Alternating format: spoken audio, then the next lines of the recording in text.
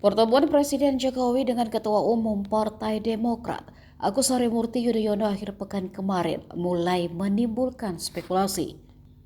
Dua pakar bahkan sependapat jika pertemuan tersebut ada kaitannya dengan rencana mundurnya Mahfud MD sebagai Menteri Koordinator Politik Hukum dan Keamanan. Direktur Eksekutif Trias Politika Strategis Agus Baskoro mempunyai dua pandangan terkait pertemuan AHY dan Jokowi.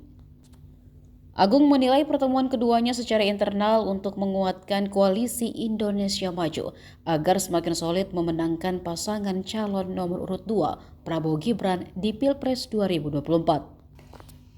Yang kedua, secara eksternal mengirimkan pesan kepada PDIP bahwa saat Mahfud mundur sebagai Menko Polhukam, maka ada AHY dari Demokrat yang siap menggantikan posisi Mahfud.